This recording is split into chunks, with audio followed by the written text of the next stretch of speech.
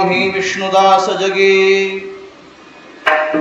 लागूनी दुअंगी पाप पुण्य निर्भरंतरी सदा सर्व काळ घेतला सकळ भारदेवी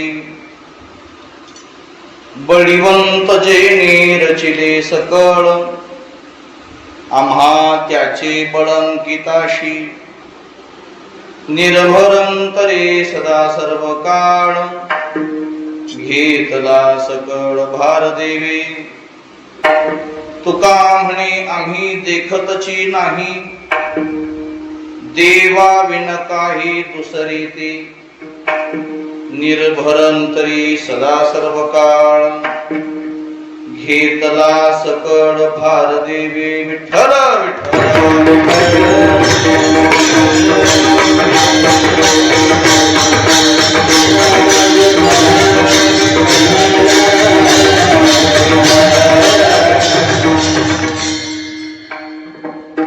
सीतानाथ समारंभां श्री गुरुमेनदास मध्यमां अस्मदाचार्य पर्यन्तां वंदे श्री गुरु परंपरां भाविक विश्वासी भाविक विश्वासी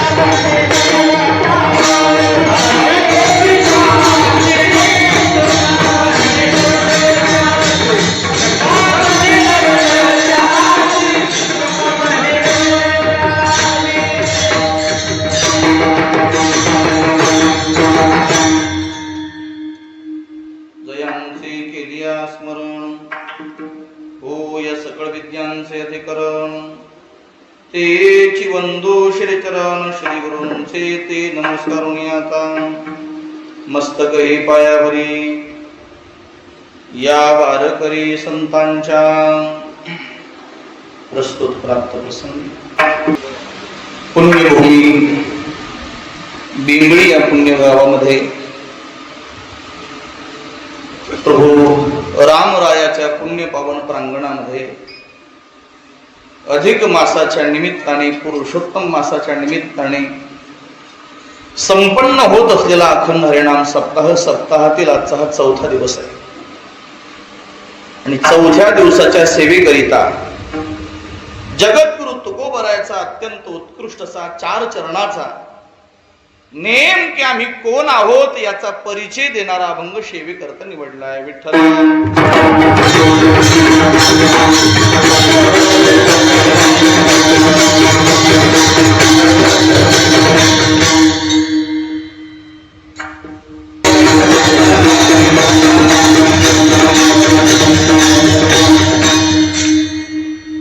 अभंग जगद्गुरु तुकोबरायचा आहे महाराज या अभंगामध्ये आम्ही कोण आहोत याचा परिचय देत आहे मला वाटतंय मृत्यू लोकातली सगळीच जीवन प्रसिद्धीच्या मागे लागलेली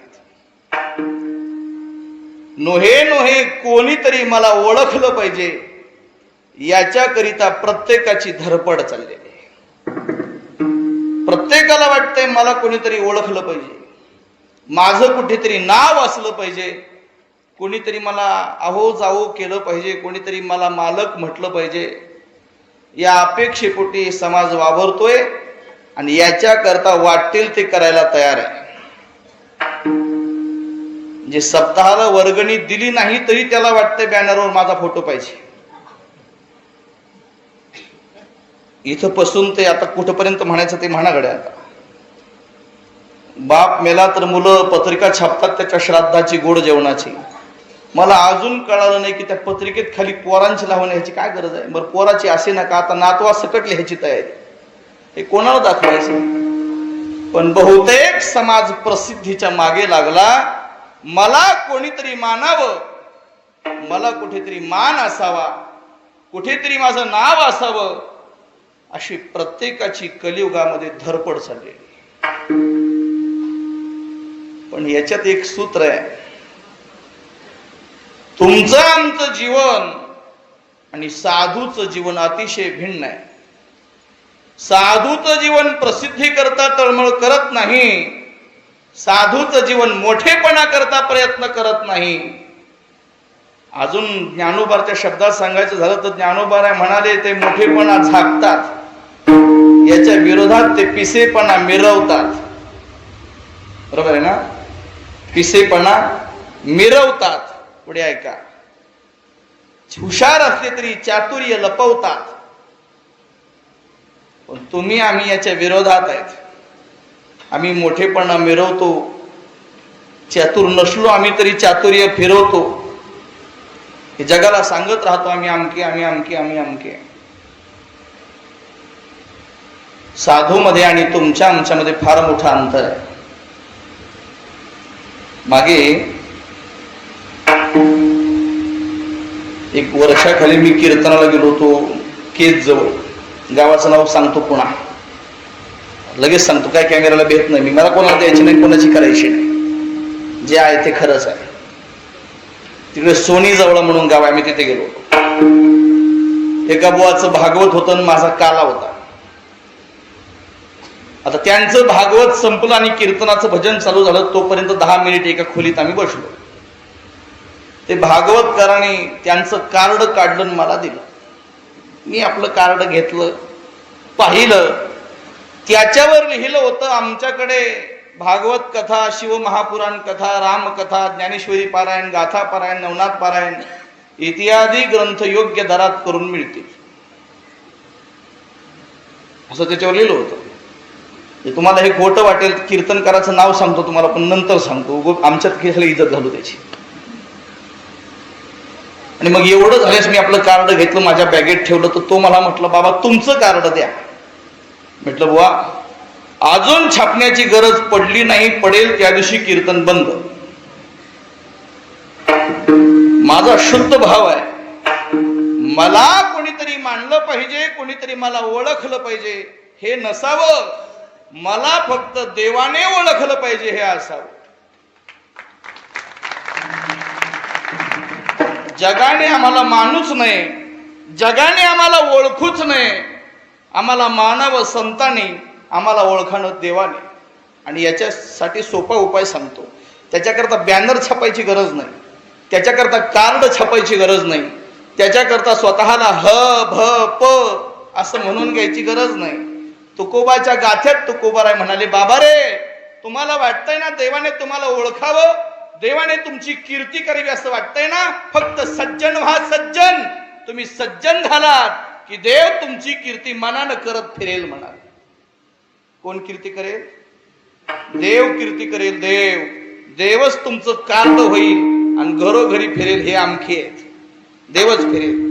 हे माझं हे तुकोबरायचं आहे. तुकोबराय म्हणाले कीर्ती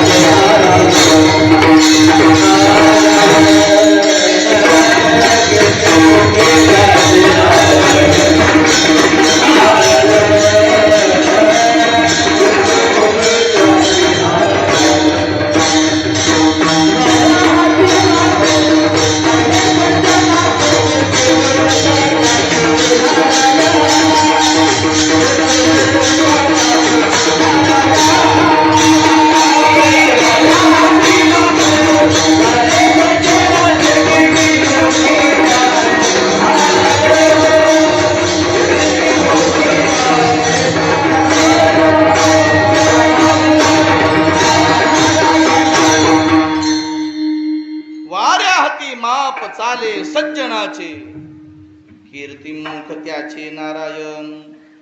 तुम्ही कीर्ती करायची गरज नाही, सज्जन व्हा, देव कीर्ती करेल. आणि मग साधूमध्ये आणि आमच्यामध्ये हाच फरक आहे. आम्हाला आमची कीर्ती आमच्याच तोंडाने सांगावी लागते, पण साधूला स्वतःच्या तोंडाने स्वतःची कीर्ती सांगण्याची गरज नसते.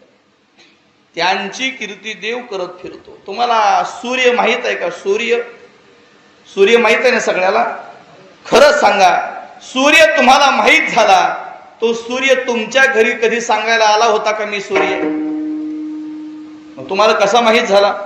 त्याचं सरळ आणि सोपं उत्तर आहे, सूर्याला त्याचा परिचय स्वतः देण्याची गरज नसते, सूर्याचा प्रकाशच त्याचा परिचय असतो. तसं महात्म्याला मी आमक हे सांगण्याची गरज नसते. महात्म्याचं ज्ञान, महात्म्याची भक्ती, महात्म्याचं वैराग्यच त्यांचा परिचय असतंय. आणि ते सगळ्या जगामध्ये फिरत राहतं. त्याला आम्ही आमके म्हणत फिरण्याची गरज नाही. आणि मग साधूमध्ये आणि आमच्यामध्ये हाच फरक आहे. तुम्ही आम्ही प्रत्येक वेळेला बसेल तिथे मी असा म्हणत राहतो, आणि साधू मात्र हे झाकत राहतात. विठ्ठल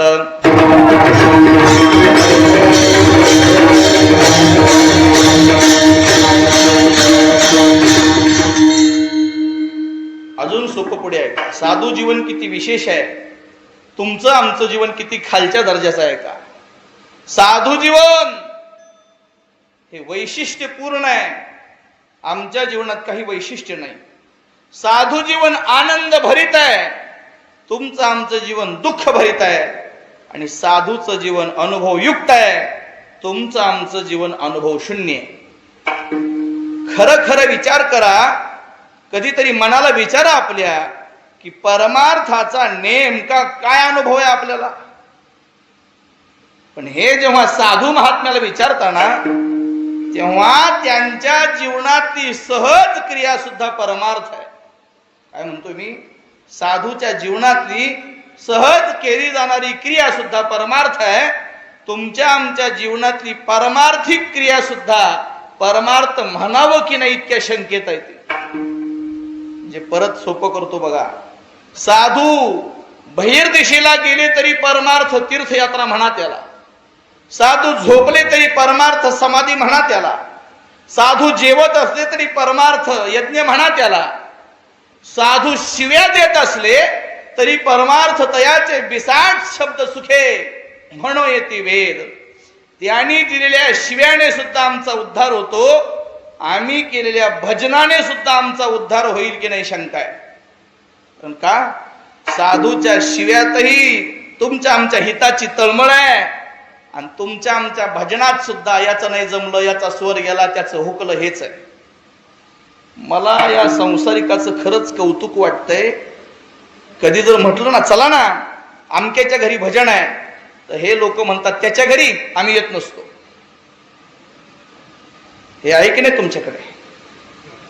हे सगळ्या जगात आहे. माझा भाव ऐका गडे, आता मी त्याच्या घरी येत नसतो असं म्हणू नका. मग माझ्या तुकोबराचे अभंग म्हणायचेत ना, ज्ञानोबाचे अभंग म्हणायचेत ना, मग कोणाच्याही घरी असलं तरी मी गेलो पाहिजे, हा भाव पाहिजे. पण आमचं काय झालंय, आमच्या परमार्थापेक्षा, तुकोबाच्या ज्ञानोबाच्या अभंगापेक्षा आमचा अहंकार झालाय मोठा.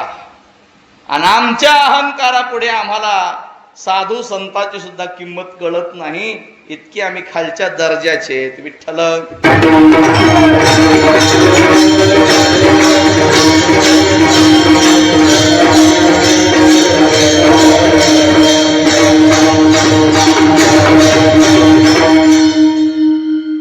माझं बोलणं तुम्हाला व्यवस्थित ऐकायला येतंय ना? हा, याच्या पुढे ऐका. तुम्ही गीता काढा. भगवान असं म्हणालाय गीतेमध्ये की त्यांच्या जीवनातली सूक्ष्मातली सूक्ष्म क्रिया, म्हणजे त्यांनी डोळ्याची पापणी लवली तरी परमार्थ आहे. काय सुरुवात आहे श्लोकाची? नैव किंचित करोमिति युक्त मन्येत तत्वविद पश्ये शृण्वन् पृषे जिघ्रन् नश्नन् गच्छन् श्वपन् श्वसन् प्रलपन् विसृजन् गृह्णन् उन्मिषन् निमिषन्नपि इंद्रियाणि इंद्रियार्थेषु वर्तन्ते इति धारयन्. त्यांच्या जीवनातली कुठलीही क्रिया, साध्यातली साधी क्रिया सुद्धा परमार्थ आहे. आमच्या जीवनातली परमार्थिक क्रिया सुद्धा परमार्थिक नाही. हा त्यांच्यामध्ये आणि तुमच्यामध्ये असलेला फरक आहे. विठ्ठल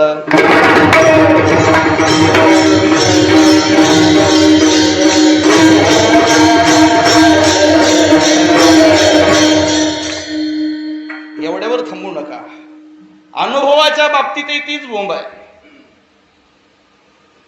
खरा परमार्थ त्याला म्हटलं शास्त्राने की सर्वत्र परमात्मा दिसणं ही भक्तीची टोकाची अवस्था आहे. सर्वत्र देव दिसावा, सर्वत्र देव दिसावा. साधूला किड्या मुंग्यातही देव दिसतो, साधूला इथे खड्यातही देव दिसतो, साधूला इथे बसलेल्या सगळ्यामध्ये देव दिसतो. अर्थात साधूचा हा व्यापकपणे आहे, साधूचा हा परमार्थातला अनुभव आहे की त्यांना सर्वत्र देव दिसतोय. पण आम्हाला मात्र अजून माणसात जाऊ द्या, कुत्र्या मांजरात जाऊ द्या, आम्हाला अजून मंदिरात देव दिसलेला नाही. कुठे दिसला नाही? मंदिरात. तुम्ही आक्षेप घ्याल माझ्या बोलण्यावर, महाराज काय म्हणताय असं? आम्ही तो रोज मंदिरात जाऊन पाया पडतो. खरं सांगू, अजून आम्हाला मंदिरात देव दिसला नाही. आम्हाला मंदिरात दिसते ती मूर्ती.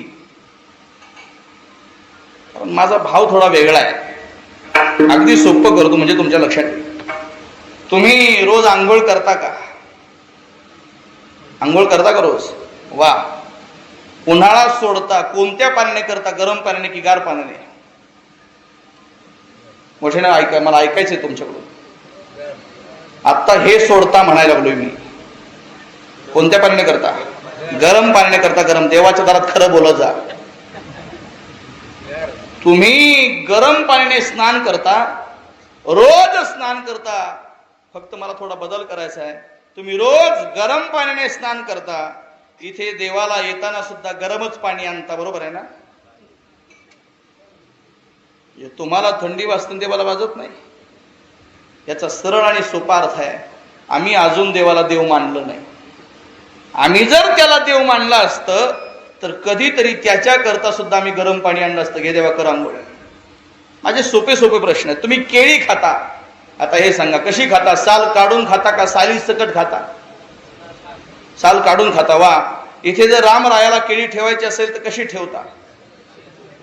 काय तुमचं काय मत आहे? देव साली खातो की काय? तुम्ही आंबा खाता, कोई काढून खाता, देवाला ठेवता ना? कसं ठेवता? कोई सकट ठेवता. काय म्हणणं आहे तुमचं? देव कोई खातो काय? खरं सांगू का, आमचं काहीच म्हणणं नाही. आमचा एकच भाव आहे, आम्ही त्याला अजून देव मानत नाही, आम्ही त्याला मूर्ती मानतो.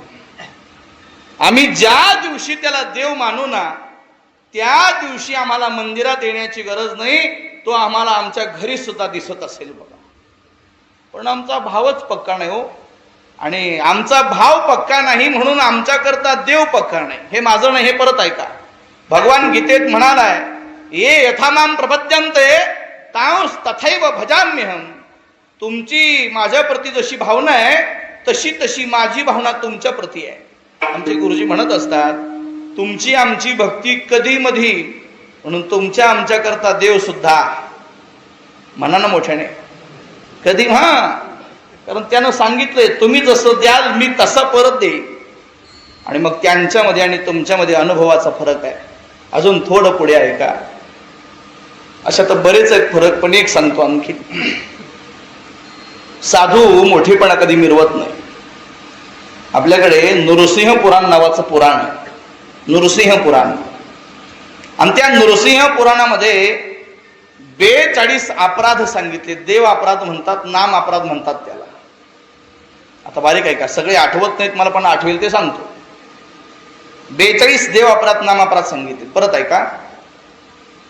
देवाच्या समोर मोठ्याने गप्पा मारणं अपराध, देवाच्या समोर पाठ करून देवाकडे बसणं अपराध, देवाच्या समोर दुसऱ्याच्या पाया पडणं अपराध, देवाच्या समोर झोपणं अपराध, देवाच्या समोर पान विडा तंबाखू घेऊन जाणं अपराध, देवाच्या समोर जेवण करणं अपराध, देवाच्या कीर्तनातून उठून जाणं अपराध, कीर्तनात झोपणं अपराध, कीर्तनात मांडी मोडून बसणं अपराध. असे जवळजवळ 42 अपराध सांगितले. आता कोणी एक जण उठून उभे राहील, महाराज आमचं वय झालंय, आम्हाला मांडी मोडल्याशिवाय बसता येत नाही, आणि मग आता काय करावं? तेव्हा नृसिंह पुराणाने मधला मार्ग सांगितला. ते असं म्हणालं, बालकाला आणि म्हाताऱ्याला 16 गुणे माप असतात. काय म्हणतोय मी? बालकाला आणि म्हाताऱ्याला किती गुणे माप असतात? 16. म्हणजे एखादं लेकरू कीर्तनात झोपलं पाप लागत नाही, गुन्हा माप आहे. एखादं लेकरू कीर्तनात उठून गेलं पाप लागत नाही, गुन्हा माफ आहे. एखाद्या म्हाताऱ्या माणसाने मांडी मोडली पाप लागत नाही, गुन्हा माफ आहे. पण याच्या पुढे ऐका, नरसिंह पुराणाला माहित होतं माणसं हुशार आहेत. त्याने त्याच्या खाली लिहिलंय बालक कोणाला म्हणावं, म्हातारं कोणाला म्हणावं. त्यांनी असं लिहिलंय 12 वर्षाच्या आत ज्याचं वय आहे त्याला म्हणा बालक, 12 वर्षाच्या खाली ज्याचं वय आहे त्याला म्हणा बालक, आणि 92 वर्षाच्या पुढे ज्याचं वय आहे त्याला म्हणा म्हातारा. तुमच्यात कोण आहे? याचा सरळ आणि सोपा अर्थ आहे, आपण 12च्या पुढे आणि 92च्या आत. याचा अर्थ काय? 42 पैकी एक तरी पाप नक्की आपल्याकडे आहे. बरोबर आहे ना? म्हणजे आपण पापी आहेत. अजून थोडा सुधारित शब्द वापरतो, आपण अपराधी आहेत. कसे आहेत आपण? अपराधी आहेत आपण. आता मला तुमच्याकडूनच ऐकायचं बरं का, आम्ही 42 पैकी एक तरी अपराध करतो, आम्ही अपराधी आहेत. कोणी हात वर करून सांगा मला की महाराज आम्ही रोज इथे रामाच्या समोर येतो आणि हात जोडून म्हणतो देवा मी अपराधी आहे. म्हणालात कोणी असं? देवा मी पापी आहे रे, मी अपराधी आहे, असं तुम्ही कधी म्हणालात का? माझं सोपं उत्तर आहे, तुम्ही आम्ही अपराधी असूनही कधी स्वतःला अपराधी म्हणून घेत नाही. पण तुकोबराय सारखे महात्मे अपराध न करताही स्वतःला अपराधी म्हणून घेतात. तुम्ही काढा नाट प्रकरण.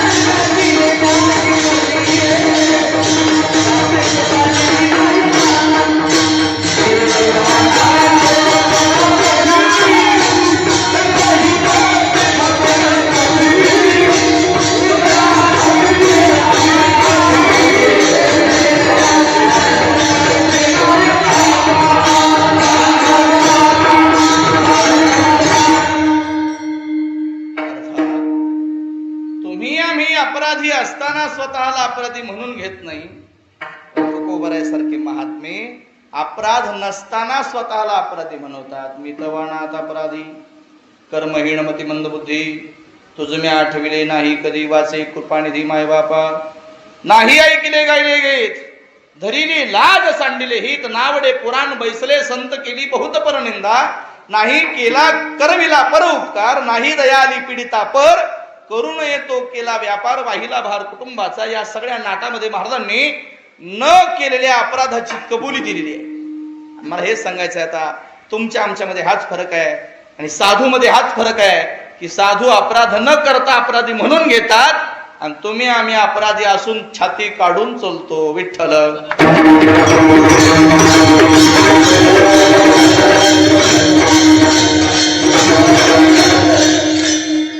साधू जीवन फार वेगळं आहे बघा. ते आनंदभरित जीवन आहे, ते सुखरूप जीवन नाही, फार वैशिष्ट्यपूर्ण जीवन आहे ते. आणि मग त्यांच्या जीवनातला अनुभव सुद्धा भिन्न आणि मग त्यांचा परिचय सुद्धा भिन्न. मला वाटतं अशा महात्म्याला स्वतःचा परिचय देण्याची गरज नसते. थोडा अजून पुढे ऐका. शास्त्र म्हणतंय स्वतःच्या तोंडाने मानवाने स्वतःचा मोठेपणा सांगू नये. परत ऐका, मी तुमच्या पुढे 3 गोष्टी मांडणार आहे. सुभाषितकार असं म्हणाले, स्वतःच्या तोंडाने स्वतःचा मोठेपणा सांगत असेल तर तो लहान आहे. सुभाषितकाराचं मत आहे, इंद्रोपि लघुतां याति स्वयं प्रख्यापितर गुणैः. सुभाषितकार असं म्हणाले, इंद्रोपी लघुताम याती स्वयं प्रख्या पितर गुणैही. जो स्वतःच्या गुणाचं स्वतः कौतुक सांगत फिरतो तो इंद्रोपी लघुताम याती. तो इंद्र असला तरी लहान आहे. म्हणजे स्वतःच्या तोंडाने स्वतःचं मोठेपण सांगत असाल तर तुम्ही लहान आहात, लक्षात ठेवा. पुढे ऐका, हे एक मुद्दा आहे. दुसरा मुद्दा, ज्ञानोबा असं म्हणाले, जो स्वतःच्या तोंडाने स्वतःचं मोठेपण सांगतो तो शून्य आहे. आम्ही झालो ऐसा जो म्हणे तो काहीच नव्हे. आम्ही अमके आहोत, आम्ही तमके आहोत असं जो मोठेपणा सांगतो ना, महाराज म्हटले तो शून्य आहे. आणि खरं सांगू का, हे मनात लिहून ठेवा. आता मी तसंच केलंय. जर कोणी माझ्या पुढे असं म्हणत असेल, महाराज माझ्यासारखा माणूसच गावात नाही, मी मनात म्हणत असतो तो काहीच नव्हे. महाराज आमच्यासारखी कोणाचीच पंगत नाही, तो काहीच नव्हे. कधी कधी मला स्वतःला जर वाटलं की मी फार मोठा कीर्तनकार म्हणत असतो तो काहीच नव्हे, की बाबा रे हे शून्यपणाचं लक्षण आहे. मी म्हटला की तो शून्य आहे. आता परत ऐका, सुभाषितकार म्हणतात स्वतःच्या तोंडाने स्वतःचं मोठेपण सांगणं लहानपणाचं लक्षण आहे. ज्ञानोबा म्हणतात जो मोठा आहे म्हणतो तो शून्य आहे. पुढे महाभारताने असं म्हटलंय, स्वतःच्या तोंडाने स्वतःचं मोठेपण सांगणं मरण आहे. काय म्हणतोय? स्वतःच्या तोंडाने स्वतःचं मोठेपण सांगणं मरणास समान आहे, ते मरण आहे. मला कधी कधी प्रश्न पडतोय, जर स्वतःच्या तोंडाने स्वतःचं मोठेपण सांगणं मरण असेल तर खरंच सांगा आपण दिवसात किती वेळा मरतो बरं? कारण आपलं तर ज्याच्या जवळ बसेल त्याच्या जवळ सांगायला चालू असते, मी आहे म्हणून सप्ता, मी नसतो तो झालाच नसता. अहो मी म्हणून पंगत, मी म्हणून आमक. अरे कशाला सांगताय? स्वतःच्या मुखाने स्वतःचे, बरं हे जाऊ द्या, हे नाही पटायचं तुम्हाला. वायुपुराणात श्लोक आहे, वायुपुराणात श्लोक आहे. श्लोकाचा भाव असा आहे, स्वतःच्या मुखाने कुठलीही गोष्ट जर तुम्ही 100 वेळा सांगितली तर ती नष्ट होते. कुठलीही गोष्ट स्वतःच्या तोंडाने जर तुम्ही 100 वेळा सांगितली तर ती काय होते? नष्ट होते. म्हणजे काय? तुम्ही केलेलं पुण्य जर स्वतःच्या मुखाने 100 वेळा सांगितलं तर ते नष्ट होत आहे. याच्या विरोधात आहे का? तुम्ही केलेलं पाप जर 100 वेळा जगामध्ये सांगितलं तर ते सुद्धा काय होत आहे? ते सुद्धा नष्टच होत आहे.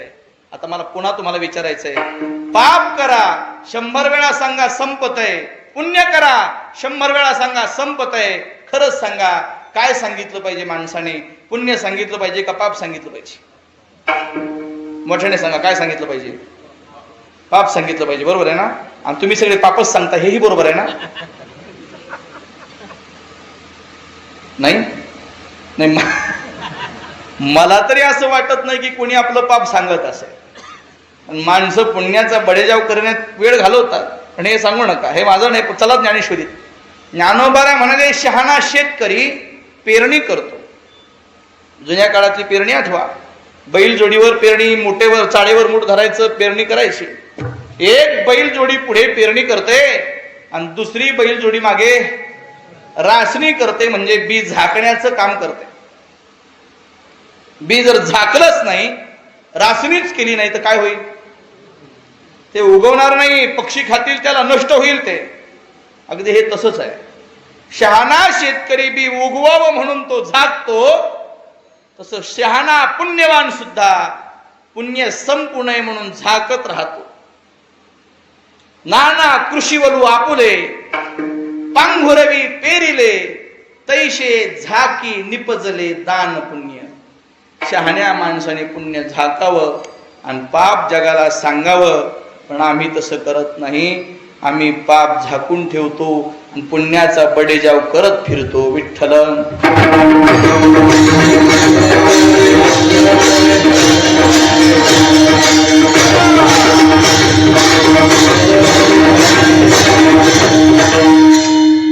तीन मुद्दे परत तुमच्या समोर पुन्हा एकदा आठवायचे. मोठेपणा सांगणं मरण आहे, मोठेपणा सांगणं मरण आहे. मोठेपणा सांगणं लहानपणाचं लक्षण आहे. आणि तिसरा मुद्दा आहे का? मोठेपणा सांगणं म्हणजे शून्यपणा आहे. आणि मग ह्या तीन गोष्टी असताना, स्वतःचा परिचय देणं मरण असताना, स्वतःचा मोठेपणा सांगणं शून्यपणा असताना, तुकोबाराय आजच्या अभंगात स्वतःचा मोठेपणा का सांगत असतील? कशामुळे म्हणत असतील आम्ही असे, आम्ही असे, आम्ही असे? काय गरज पडली बरं महाराजांना? त्याचं सरळ आणि सोपं उत्तर आहे, बऱ्याच वेळेला मोठेपणा सांगणं दोष आहे, पण काही वेळेला स्वतःचा परिचय सांगावा लागतो. त्याला अपवाद म्हणताय. तर का सांगावा लागतो? उदाहरणाने पटेल म्हणजे तुमच्या लक्षात येईल. ते उदाहरण सांगतो म्हणजे पटेल तुम्हाला ते. विठ्ठल विठ्ठल.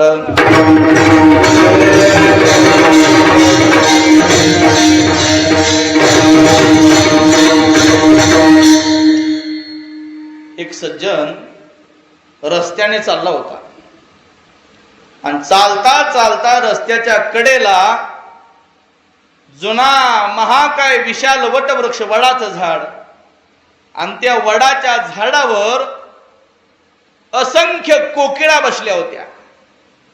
असंख्य कोकिळा. आणि त्या असंख्य कोकिळेमध्ये एकच कावळा बसला होता. हजारो कोकिळा होत्या आणि एकच कावळा बसला होता. आणि बऱ्याच वेळेला कोकिळा आणि कावळा दिसायला सारखे असतात. कोकिळा आणि कावळा दिसायला सारखे. मी कुठेतरी वाचलंय की कोकिळा तिची अंडी कधी उबवत नाही. कोकिळा तिची अंडी कावळ्याच्या घरात नेऊन ठेवते आणि कावळाच ती अंडी उबवतो आणि त्याच्यातून पिलं बाहेर काढतो. बारीक आहे का? आता कावळ्याची पिलं कोकिळेची पिलं मोठी होतात, दिसायला काळ्याच रंगाची. पिलं जरा जरा मोठी होतात तेव्हा कावळ्याची पिलं कावकाव करतात आणि कोकिळीची पिलं कुहू कुहू करतात. तेव्हा कावळ्याच्या लक्षात येते यातला निम्मा बारदाना आपला नाही, आणि मग तिथून तो पिल्लाला हाकलून देतोय. हे कशा करता सांगितलं? साम्यता. कावळा आणि कोकिळा दिसायला इतके सारखे आणि तशा त्या झाडावर सगळ्या कोकिळा बसल्या, एकच कावळा बसला. एक सज्जन रस्त्याने चालला होता, त्याने पाहिलं आणि पाहिल्याबरोबर ओळखलं की सगळ्या कोकिळा आहेत, एक कावळा आहे. त्यांनी कावळ्याला हाक मारली, ए कावळ्या. तो म्हटलं का हो महाराज? अरे कुठं बसला माहित आहे का तुला? तो म्हणला नाही. अरे वेड्या, तू कोकिळेच्या पंक्तीला बसलास, तू मोठ्याच्या पंक्तीला बसलास, त्याच्यामुळे हा पाहणारा समाज तुला कोकिळा समजायला लागलाय. कोण समजायलाय? कोकिळा. मोठ्याच्या पंक्तीला बसल्यामुळे लोक तुला कसं समजायला येतं? मोठं समजायला येतं. फक्त एक कर, बोलू नको. काय कर? बोलू नको. असे बरेच कावळे आहेत. महाराजाच्या गाडीत फिरतात. मग महाराज त्यांना धोतर देतात, बंडी देतात, फेटा देतात. सांगितलेलं असतंय. लोक पाया पडायला येतं, चांगलं जीव घालायला येतं. कीर्तन झाल्यावर बुवा संगत 500 रुपये टेकवायला येतं. फक्त बोलू नको. पण महाराज गबसलती कावळा कसला? गबसलती कावळ्याला लईच बोलायचा ना महाराज. बर काळेच कावळे बोलत येत असं नाही, पांढरे कावळे सुद्धा लय बोलत येत. प्रत्येक 5 वर्षाला येतात पांढरे कावळे. पुन्हा हिरवी येत नाहीत, फक्त 5 वर्षाला आले की बरंच बोलत येतं पांढरे कावळे. आता हे तुम्ही हुशार माणसं आहेत, कॅमेरे चालू आहेत, जरा जगू द्या मला बी. कावळे बोलल्याशिवाय राहत नाही. त्या सज्जनानं सांगितलं, कावळ्या, हे लोक तुला मोठं समजायला येतं, कोकिळा समजायला येतं, बोलू नको. पण महाराज कावळा बोललाच. त्याबरोबर एकाने दगड घेतला आणि फेकून मारला. कावळ्याचा पाय मोडला, कावळा खाली पडला. आता पुढे चला. पुढे दुसरंच वडाचं झाड होतं आणि त्याच्यावर हजारो कावळे बसले होते आणि एकच कोकिळा बसली होती. बदललं बघा आता. हजारो कावळे बसले होते, एकच कोकिळा बसली होती. सज्जनाने पाहिलं, हाक मारली, ए कोकिळे, काय करते ग? ती म्हटली, बसली महाराज. अगं बसू नको, तू कुठं बसली माहित आहे का तुला? ती म्हणे नाही. अगं वेडे, तू कावळ्याच्या पंक्तीला बसली, त्याच्यामुळं हा पाहणारा समाज तुला सुद्धा कोण समजायलाय? कावळा समजायला लागलाय. ती म्हणजे मग मी काय करू? तू काही करू नको, फक्त बोल. तू ओरड तू, कुहू कुहू कर आणि सांग समाजाला की बाबा रे, मी जरी कावळ्यासारखी दिसत असले तरी मी कावळा नाही, मी कोण आहे? मी कोकिळ आहे. तसं कधी कधी तुम्ही आम्ही सगळे विषयरूपी कावळे आणि साधू कोकिळा ते तुमच्या आमच्यामध्ये येतात, तुमच्या आमच्यासारखे दिसतात साधू. मग लोकांनी त्यांनाही तुमच्या आमच्यासारखं विषयी समजू नये, कावळा समजू नये, याच्याकरता कधी कधी स्वतःला सांगावं लागतं की बाबा रे, आम्ही जीव नाही, आम्ही यांच्यापेक्षा वेगळे आहोत. कोण आहात महाराज तुम्ही? तुम्ही कोण आहात महाराज? महाराज म्हटले आम्ही विष्णुदास. आम्ही विष्णुदास. अभंगाचं पहिलं चरण.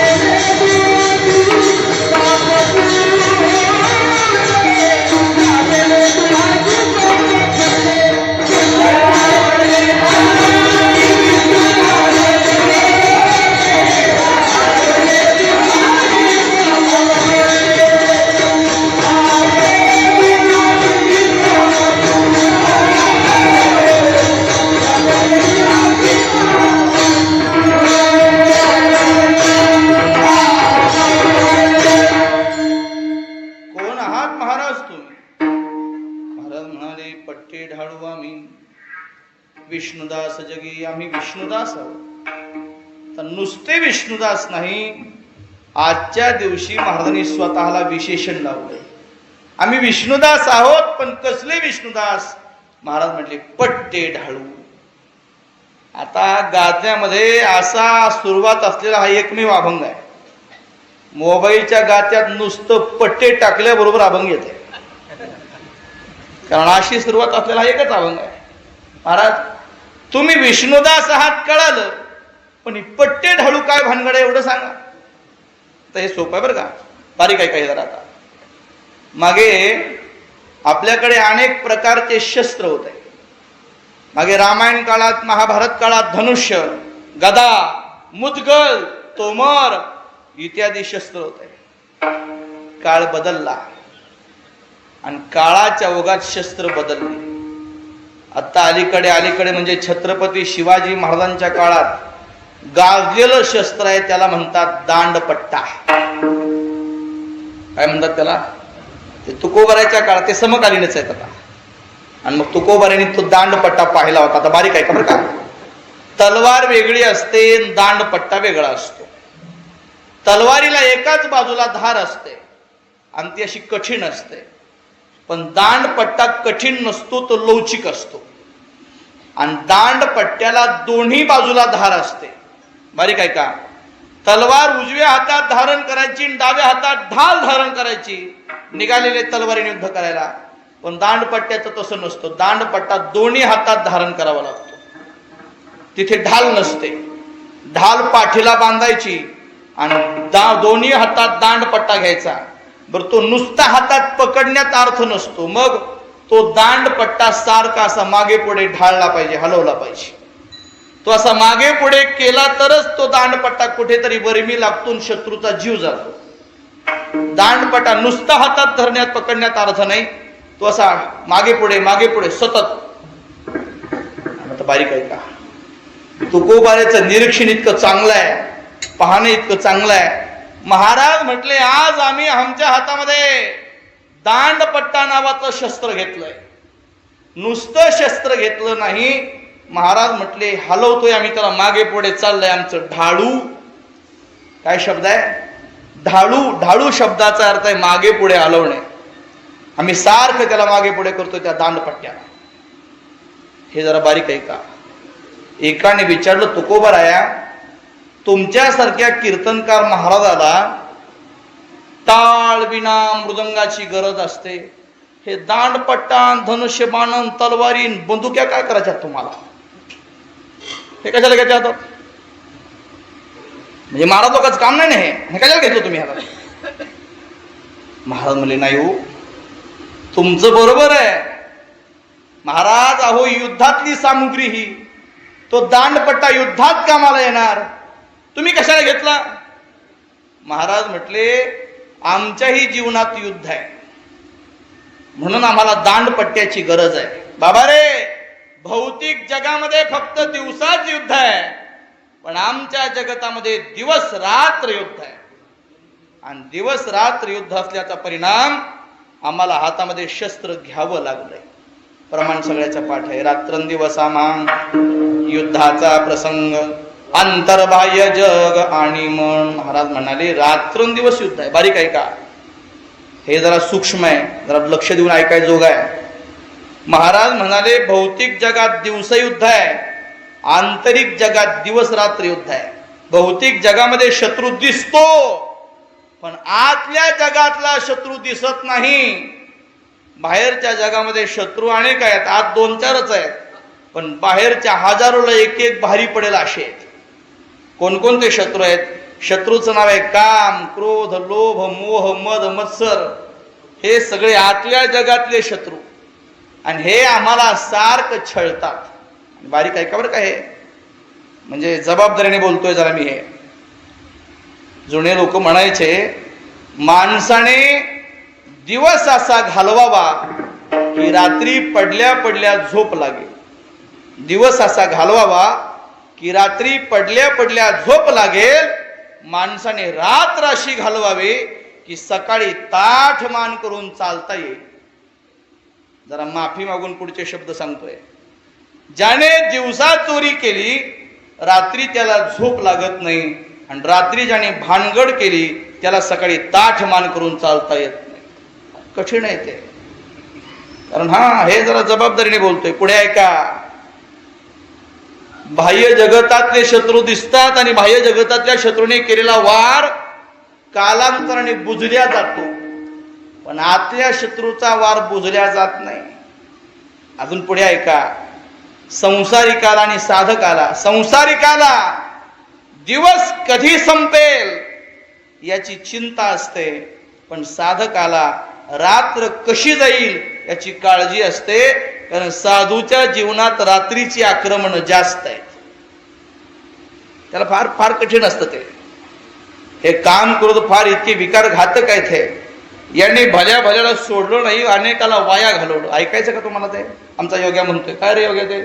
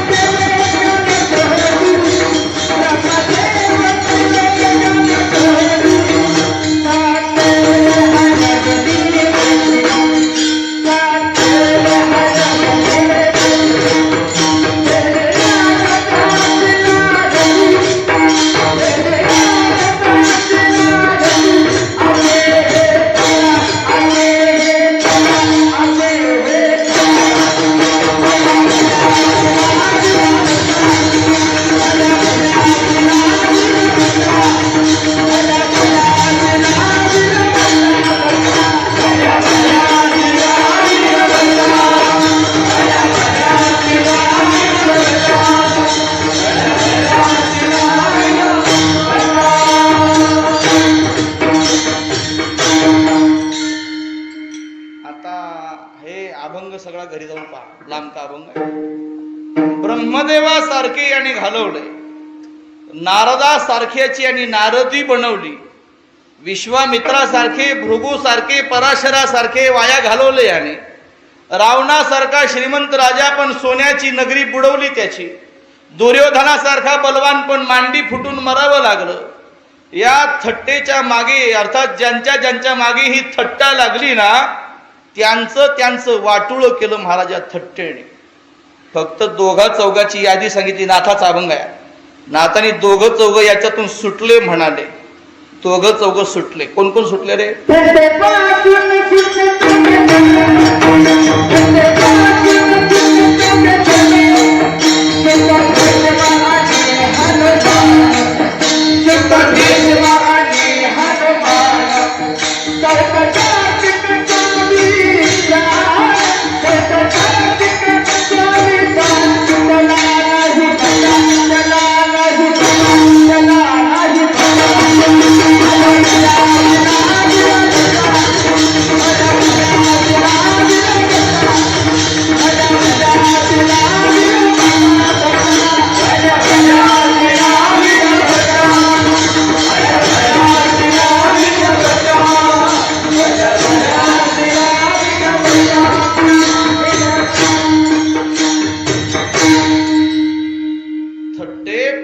सुटले चौघे जण, शुक, भीष्म, हनुमान, चौथा कार्तिक स्वामी जाण. बाकीच्याला बट्टा लावला म्हणाले अशी थट्टा वाईट आहे. आणि मग ज्याला परमार्थ चांगला करायचा त्याने पाऊल जबाबदारीने टाकायचं. सध्या कलियुगामध्ये आम्ही कोणाच्या तरी डोक्यावर पायावर डोकं टेकवावं अशा योग्यतेची माणसं आता कमी राहील. म्हणजे पाय डोकं टेकवताना 1000 वेळा विचार करावा लागायला लागलाय की हे पाय आम्ही डोकं टेकवण्याच्या योग्यतेचे आहेत का, कुठं भरले तर. कठीण झालं ते आता. पण महाराज म्हटले आम्ही हातामध्ये शस्त्र घेतलंय. महाराज आता तुम्ही हातात घेतलाय दांडपट्टा. आता दांडपट्टा बाह्य जगतातला आणि शत्रू मारताय आंतर जगतातले, असं कसं चालेल?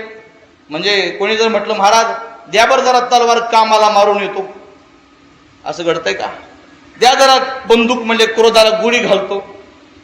शस्त्र बाह्य जगतातलं आणि शत्रू अंतर जगतातला असं चालत नाही. शत्रू अंतर जगतातला असेल तर शस्त्र सुद्धा आंतर जगतातलं पाहिजे. तुकोबराया, शत्रू तुमचा काम क्रोध अंतर जगतातला आणि शस्त्र घेतलं बाह्य जगतातलं, असं कसं चालेल? महाराज म्हटले नाही, आम्ही बाह्य जगतातलं शस्त्र घेतलं नाही, आम्ही सुद्धा अंतर जगतातलं शस्त्र घेतलंय. आम्ही रूपक केलंय शस्त्राचं. आम्ही हातामध्ये शस्त्रच घेतलंय, दांडपट्टाच घेतलाय, पण तो लोखंडाचा नव्हे, तो नाम चिंतन रूपी दांडपट्टा. मी ज्ञानोबाचे शब्द त्याच्याकरता. सहस्त्रनामाचे हतियार,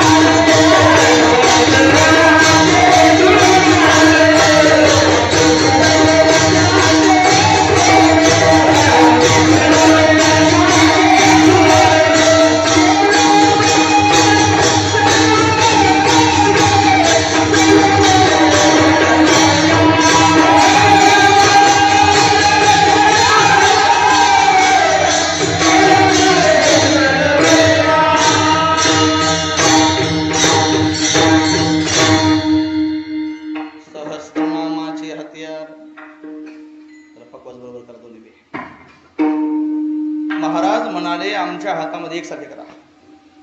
आम्ही सहस्त्रनामाचं हत्यार धारण केलंय. बर, पुढे ऐका.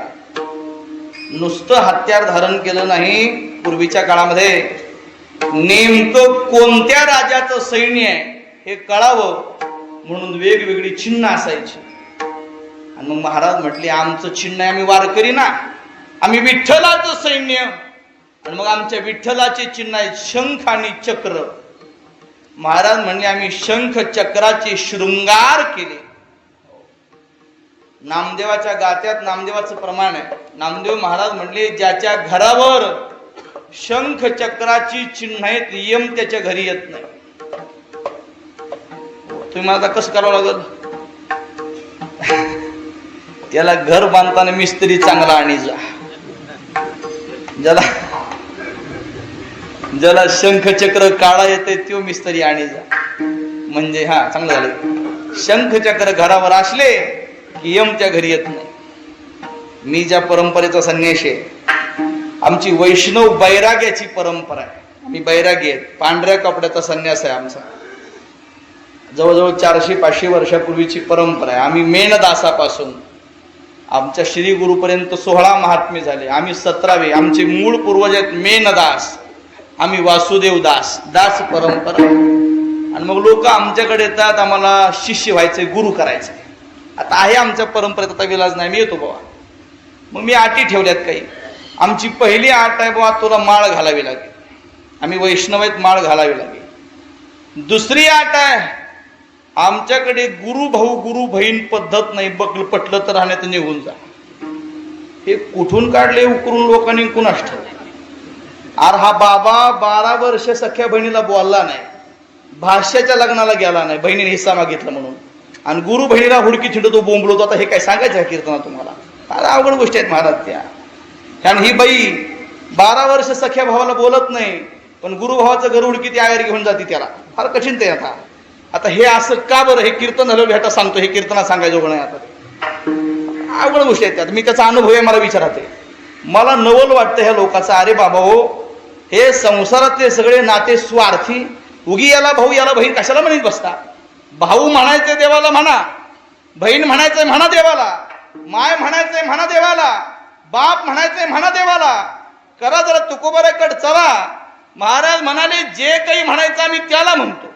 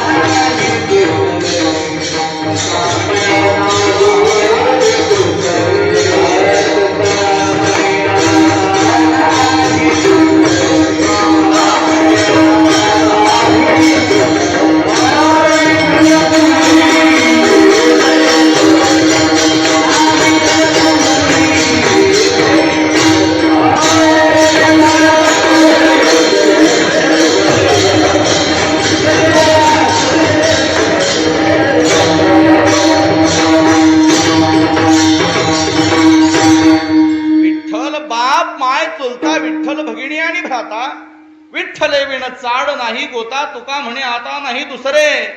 म्हणा त्याला काय म्हणायचं म्हणा. कृष्ण माझी माता, कृष्ण माझा पिता, बहिणी बंधू चुलता, कृष्ण माझा, कृष्ण माझे गुरु, कृष्ण माझे तारू, उतरी पैल पारू भव नदीचा. काय म्हणायचं देवाला म्हणा. उगी याला त्याला संसारात काय म्हणता गड्या? बर किती नातं टिकवलं म्हणजे टिकतंय. उगी पैशात जरा देवाणघेवाणीत कमी जास्त हो द्या, बाप लेकाचं तुटतंय, मानलेलं कुठं राहणार आहे? माणसाला नाद. तुम्ही आमच्या मठात या.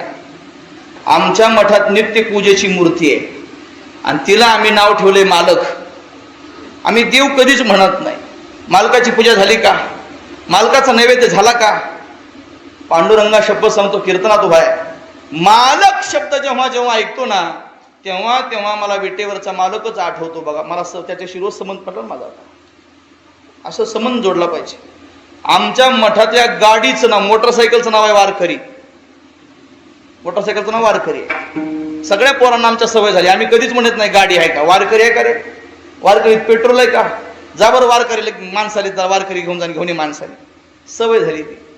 संबंध जोडायचा आहे देवाशी जोडा, उगी याच्या त्याच्याशी जोडू नका. आमच्याकडे मी कशा करता सांगतो, गुरु परंपरा आहे आणि आमच्या परंपरेमध्ये विशेषत्वाने रामरायाची उपासना आहे. आपल्याकडे रामाची मूर्ती आमच्या मठात आहे आणि माझी अत्यंत आवडती देवता म्हणून त्या परंपरेमध्ये आम्ही राहतो, सेवा करतो. 2 चिन्ह आहेत आमच्याकडे, तांब्याची चिन्ह आहेत. एक चिन्ह आहे चक्राचं आणि एक चिन्ह आहे शंखाचं.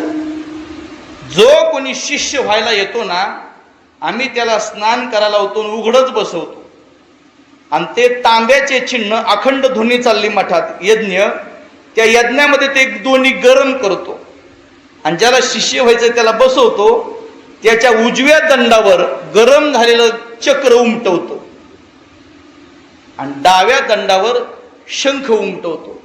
असं उमटवतो की जीव गेला तरी चिन्ह मोडलं नाही पाहिजे. पक्क असतं. आता आमच्या गुरुने आम्हाला केलं, चिन्ह आमच्याकडे शाबूत आहेत. आता दोन्ही दंडावर आहेत. जे आमचे शिष्य आहेत त्यांच्या पण आहेत. आता बारीक आहे का, मी आमच्या गुरु महाराजाला विचारलं, हे कशा करता? महाराज म्हटले, अरे बाळा तसं नसतं. पोस्ट म्हणणं शिक्का मारल्याशिवाय पत्र पुढच्या घरी जातच नाही. तसं या श्री गुरुरूपी पोस्ट म्हणणं शिक्का मारल्याशिवाय हे पत्र देवाच्या दारात जाणार नाही. याच्याकरता हा शिक्का महत्वाचा आहे बाबा. आणि मग त्याचा आम्हाला अभिमान आहे. महाराजांचे शब्द आहेत, आमच्या हातात आम्ही नामचिंतनाचं शस्त्र घेतलंय, शंख चक्राचे शृंगार केलेत, आम्ही हातामध्ये वैराग्याचं बळ घेतलंय. आमच्या कोणाला मारता महाराज? महाराज म्हटले, केला मार षडवर्गा. आम्ही अंतःकरणात राहणाऱ्या काम क्रोधाशी युद्ध करतोय. अखंड युद्ध चाललंय आमचं त्यांच्याशी. म्हणून आज आम्ही हातामध्ये दांडपट्टा धारण केलाय नामचिंतनाचा. पट्टे ढाळू आम्ही विष्णुदास जगी हे धारण केलं आम्ही. बरोबर, अजून काय करू देता? महाराज म्हटले, याचा परिणाम लागू नेदू अंगी पाप पुण्य. आम्ही आमच्या जवळ पाप पुण्याला येऊ देत नाही. आता शंका, अजून शंका आहे बरं का. एकाने विचारलं, महाराज तुम्ही पापाला जवळ येऊ देत नाही म्हणणं साहजिक आहे, पण पुण्याला जवळ येऊ देत नाही हे काही साहजिक आहे का? ते तसं नसतं. ज्याने शास्त्र चिंतन केलं त्याच्या लक्षात येईल, पाप जितकं घातक आहे पुण्य तितकंच घातक आहे. पापा इतकंच पुण्य सुद्धा कसं आहे, घातक आहे. तुम्ही शेतकरी आहात, तुम्हाला पक्क माहित आहे. पायात जर काटा मोडला आणि तुम्ही शेतात असाल तर खरं सांगा, पायातला काटा कशाने काढला पाहिजे? वा वा, हुशार आहेत तुम्ही. आणि मग तुम्ही काट्याने काटा काढता. जो पायात काटा मोडला होता तो टाकून देता आणि ज्याने काटा काढला तो खिशात ठेवता. बरोबर आहे ना? काय करता? खिशात ठेवता ना? नाही मग काय करता? का तो चांगला आहे की तो टोचला नाही तुम्हाला, तरी का टाकता? तो कधीतरी पुढे टोचा. जसं काढणारा घुसलेला घातक आहे तसं त्याला बाहेर काढणारा सुद्धा. पाप जितकं घातक आहे तितकंच पुण्य सुद्धा घातक आहे. पाप जाण्याकरता पुण्य कमवायचं, पण देव मिळवण्याकरता पुण्यही कमवायचं. महाराज म्हटले, आम्ही आमच्याला पाप पुण्य लागू देत नाही. मग एकाने विचारलं, महाराज तुम्ही हातामध्ये शस्त्र घेता, नामचिंतनाचं शस्त्र घेता, त्या काम क्रोधाशी युद्ध करता, तेवढ्या वेळामध्ये तुमचं संसार, तुमचं घर कोण सांभाळतंय, कोण घेतंय तुमचा भार? महाराज म्हटले, तो आहे ना, तो घेतो आमचा भार. अभंगाचं दुसरं चरण.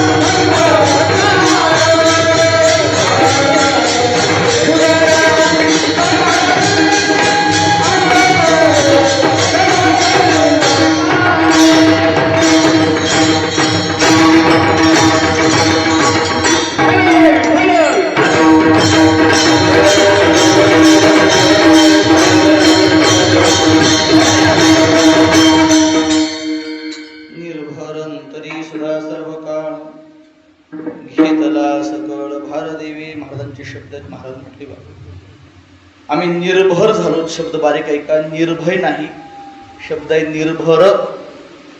निर्भय शब्दाचा अर्थ असतो भयरहित आणि निर्भर शब्दाचा अर्थ आहे भाररहित.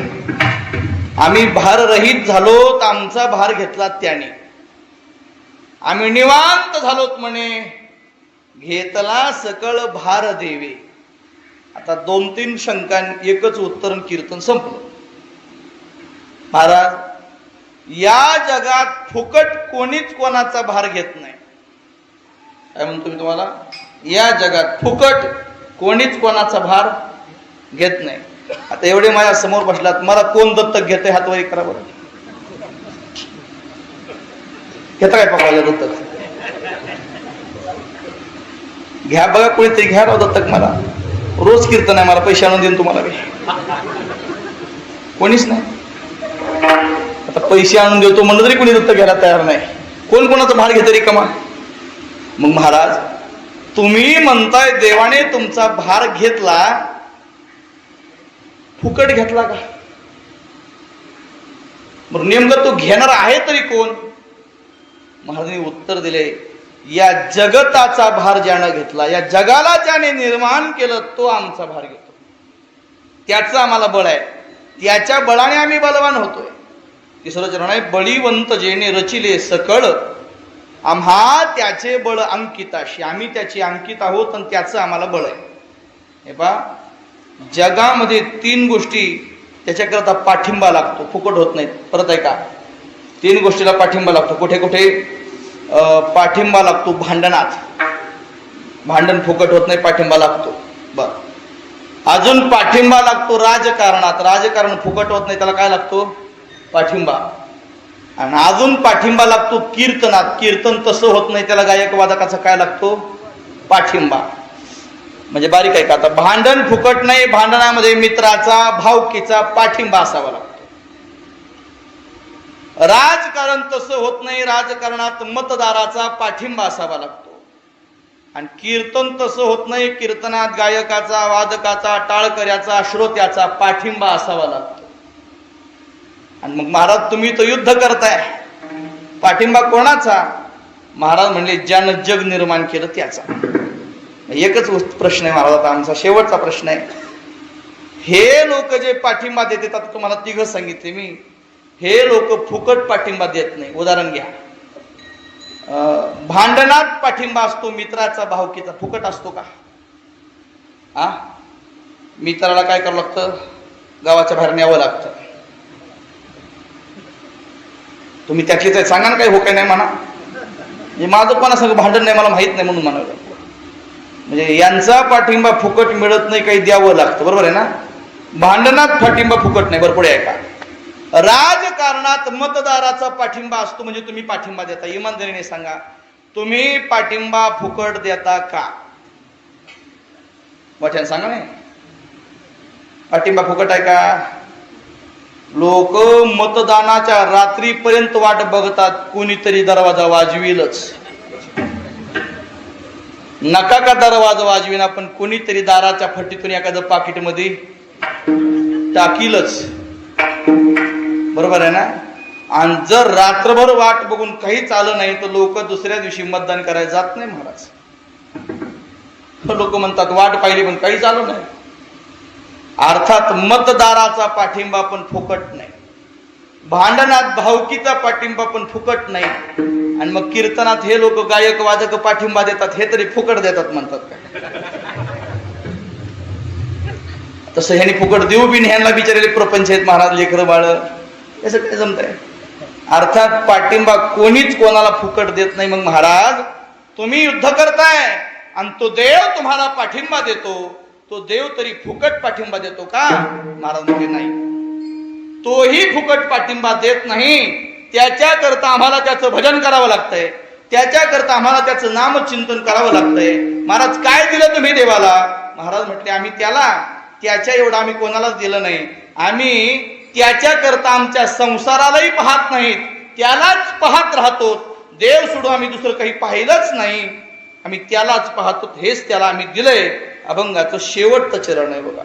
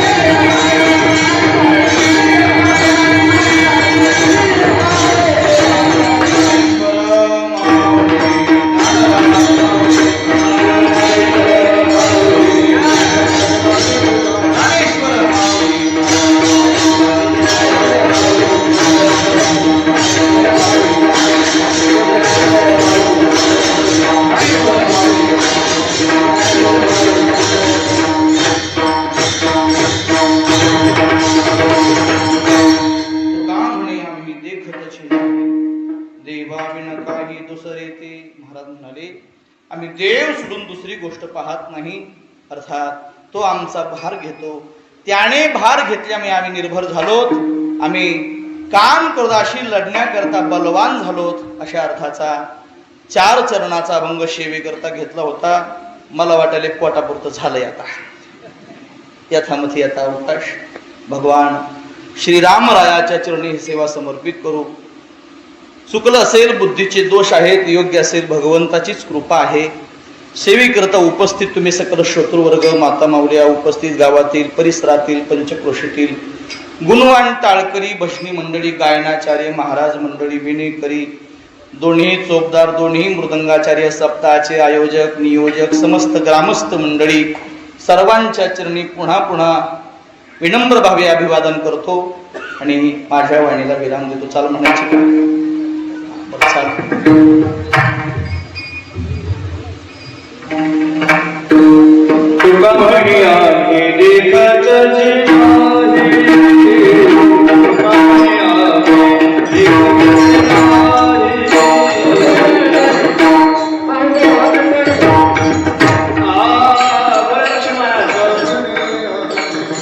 Thank you.